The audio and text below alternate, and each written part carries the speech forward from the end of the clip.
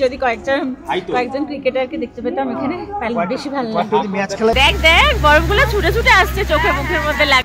ম্যাকলিওডগঞ্জকে বিদায় জানিয়ে আজকে যাচ্ছি খাজিয়ার। আজকে ওয়েদারটা দেখো একদম মেঘলা করে ওয়েদারটা একদম মানে স্নো পড়বার একটা চান্সেস দেখা যাচ্ছে আর কি, জানি না তারপর কি হবে। তো আমরা মোটামুটি সব রেডি, এই ট্রাভেলার সব লাগেজপত্র তোলা হচ্ছে। কি গো এই বাচ্চারা সব এসছে ওরা গাড়িতে, হ্যাঁ যা দেখে দেখে গাড়ি। ধরমশালা স্টেডিয়াম বলো, দারুণ লাগছে। যদি কয়েকজন ক্রিকেটারকে দেখতে পেতাম এখানে তাহলে বেশি ভালো লাগতো। সামনে এপ্রিলে আইপিএল আছে বলছে, এপ্রিলের সময় আসলে ভালো দেখা যেত। হ্যাঁ তুই কাঞ্চাবাড়ি জানিস না, হাওয়া যাবে যাবো কি আবার এদিকে চলে আসবে তখন অন রোড আসবি না, হেলিপ্যাড আছে এদের, এইসব জায়গায় হেলিকপ্টারে চলে আসবে, এইসব জায়গায় বোধহয় প্লেয়াররা বসে মানে ওই তোমার ফাঁকে ফাঁকে হবে। রিবু হবে নাকি যদি ভালো করে ক্রিকেট খেলিস, সেরকম যদি জায়গায় যেতে পারিস তাহলে তুই একদিন এখানে ম্যাচ খেলতে আসবি, আমরা আসবো দেখতে। আমরা ফিজে আসবো জীবনে এই প্রথম। আমারও আমি স্টেডিয়াম খুব এক্সাইটমেন্ট লাগছে, কেমন হয় স্টেডিয়াম, কেমন হয় ফিজি আমরা গ্রাউন্ড ভিতরে যাইনি, এখন দেখা সৌভাগ্য হবে। ইডেনে নিয়ে যেতে হবে। ম্যাকলিওডগঞ্জ থেকে মাত্র 25 মিনিট দূরত্বে আর সি লেভেল থেকে প্রায় 7000 মিটার উচ্চতায় এত সুন্দর একটা ক্রিকেট স্টেডিয়াম আমার চোখের সামনে, যেখানে কত ইন্ডিয়ার খেলা হয়েছে। আর আমি ছোটবেলায় যখন বসে বসে টিভিতে দেখতাম তখন মনে হতো এত সুন্দর একটা ক্রিকেট স্টেডিয়াম আছে আমাদের ভারতে। চারিদিকে তুষারাবৃত হিমালয়ের ধৌলাধার রেঞ্জ আর মাঝখানে সবুজ পিচ। আর দাঁড়িয়ে দাঁড়িয়ে আমি কিন্তু এখন কল্পনা করছি এখানে আমার প্রিয় ক্রিকেটাররা মানে আমাদের ভারতীয় ক্রিকেটাররা খেলছে। ভাবো তো দারুণ লাগছে না বলো ব্যাপারটা? আমার তো এখানে দাঁড়িয়ে জাস্ট শিহরণ জেগে যাচ্ছিল এটা ভেবে যে এখানে কত ইন্ডিয়ার খেলা হয়েছে। অ্যাকচুয়ালি রাহুল দ্রাবিড় আমার ভীষণ ফেভারিট একজন ক্রিকেটার। যখন ছোট ছিলাম খেলা দেখতাম তখন আমার রাহুল দ্রাবিড়কে এত ভালো লাগতো, আর আজকে আমি এখানে দাঁড়িয়ে দাঁড়িয়ে মানে আমার চোখের সামনে ঠিক সেইটাই ভাসছে যে ইন্ডিয়ার ম্যাচ হচ্ছে। উফ দারুণ দারুণ, ভীষণ ভালো লেগেছে। যদিও মেঘলা ওয়েদারের জন্য বরফের শৃঙ্গগুলো আজ আর দেখতে পেলাম না। যাই হোক, আমাদের সময় হাতে খুব বেশি নেই, কারণ আমাদের আজ এখান থেকে খাজিয়ারের পথে রওনা দিয়েছি আমরা, তো ওইখানে পৌঁছাতেও বেশ কিছু সময় লাগবে, তাই আমাদের বেরিয়ে পড়তে হলো। আর ওয়েদার একটু একটু করে খারাপ হচ্ছে, খারাপ বলতে আমাদের খুব আনন্দ হচ্ছে এটা ভেবে যে স্নোফল হবে, আমরা দেখতে পাবো, স্নোফলটা আমরা দেখতে পাবো। কিন্তু যে কোনো দুর্যোগ এই পাহাড়ি রাস্তায় খুবই ভয়ানক। আমি এর আগে এরকম ভয়ানক পরিস্থিতির সম্মুখীন হয়েছি, তো সেজন্য ভয়ও রয়েছে, আবার ওই স্নোফলটা দেখবার একটা আনন্দও রয়েছে। দেখা যাক সামনে স্নোফল পাই কি না। আমরা ভীষণ ঠাকুরকে বলছি যে আমরা তাড়াতাড়ি টাইমলি আমরা পৌঁছেও যাই, আবার আমরা স্নোফলটাও যেন পাই, ঠাকুর দেখো একটু। তো এত সুন্দর প্রাকৃতিক সৌন্দর্য উপভোগ করতে করতে আমরা এগিয়ে যাচ্ছি। দেখো তোমাদের সাথে শেয়ার করছি, তোমাদের কেমন লাগছে তোমরা কিন্তু কমেন্টে জানিও।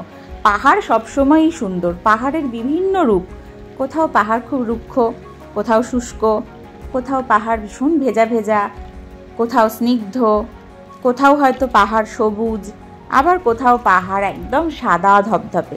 যাই হোক, কিন্তু পাহাড়ের রূপ অসাধারণ। আমার সাথে যারা পাহাড় প্রেমীরা আছো তারা নিশ্চয়ই একমত হবে। আমার তো মানে যে কোনো রকম পাহাড়ের যে কোনো জায়গা, পাহাড়ের যে কোনো রূপ আমি ভীষণ ভীষণ এনজয় করি।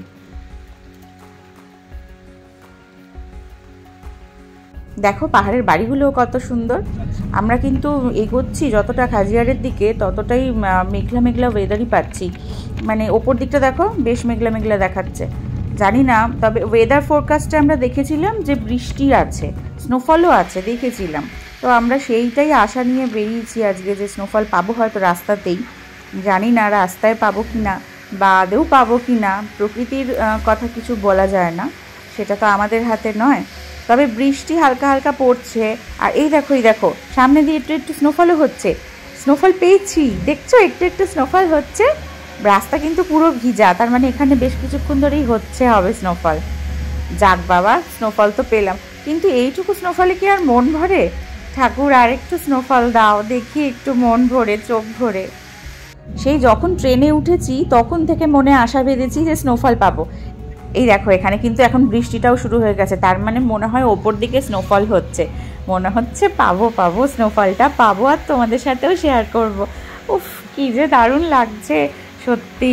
এত দূর থেকে তো এইগুলোই দেখতে আসা, বলো, এগুলোই সারা জীবন স্মৃতি হয়ে থাকবে মনে। আমি তো এই স্মৃতিগুলোকে অতি যত্নে সঞ্চয় করে রাখি, আর এখন থেকে আমি রিভুকেও ওই জন্য সঙ্গে সঙ্গে করে ঘোরাই, যাতে ওর মনেও এই যে পাহাড়, সমুদ্র বা প্রকৃতি, যে কোনো প্রকৃতি, তাদের ওপর ওরও একটু ভালোবাসা জন্মায়। সেই জন্য এখানের পাহাড়টা দেখো কি সাংঘাতিক লাগছে, রাস্তাঘাট একদম চুপচাপ নিস্তব্ধ, জানো। এত উপরেও দেখছো চিপসের দোকান সবই খোলা রয়েছে, কারণ যাদের জীবন ধারণ করতে হয়, হোটেল, বিভিন্ন দোকানপাট সবই খোলা রাখতে হয়। প্রাকৃতিক দুর্যোগ হোক আর যাই হোক, এদের জীবন ধারণটা দেখলেই কষ্ট লাগে। এই দেখো এখানে স্নোফল, এখানে মারাত্মক স্নোফল হচ্ছে। সারা বছরের অপেক্ষার অবসান ঘটে এখানে। এই জিনিস দেখতে পেলে মন খুশি হয়ে যায়। সাবধানে সাবধানে। বৃষ্টি আর বরফ একসাথে পড়ছে, অসম অসম।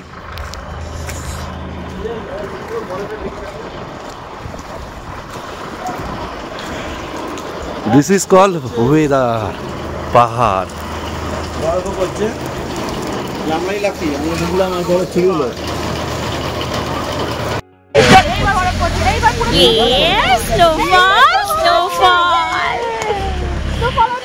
স্নোফল পেয়ে গেলাম লাস্ট অবধি।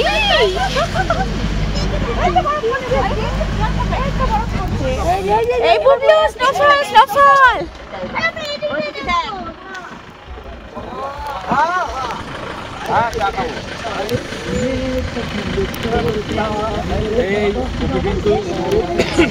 তাহলে আমরা আনলাকি হই রে, স্নোফল পেয়ে গেলাম। এইগুলো এখনই পড়েছে, এই বরফগুলো এখনই পড়েছে, পড়ছে তো। ওয়েদার মানে খুবই একদমই স্নোই ওয়েদার পুরো। এই জায়গাটা হলো জোত পাস বা জট পাস। এই জায়গাটা থেকে 3টে রাজ্যকে কিন্তু একসঙ্গে দেখা যায়, হিমাচল, পাঞ্জাব আর জম্মু কাশ্মীর। আর এখান থেকে ড্যানকুন ট্রেক হয়, যেটা খুব একটা না, এখান থেকে 5 কিলোমিটার এরকমই হবে। তো এই জায়গাটা টেম্পারেচার প্রচণ্ড ডাউন, মানে ম্যাক্সিমাম টাইম ডাউন থাকে। ওরে ভাই, কি লাগছে রে! এইটার জন্যই তো আসা এত দূর। দেখ দেখ, বরফগুলো ছুটে ছুটে আসছে, চোখে মুখের মধ্যে লাগছে এসে। দারুণ দারুণ, এত দূর থেকে তো এত উঁচুতে, এই জন্যই আসা।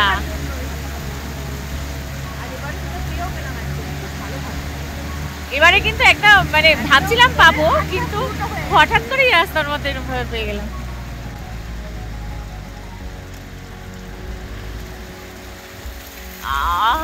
ঠান্ডাটা দারুণ লাগছে। গলা ব্যথা হোক, তবু ঠান্ডাটা দারুণ লাগছে। হ্যাঁ, এই ঠান্ডাটাকে নিয়ে যেতে হবে কলকাতায়, বল।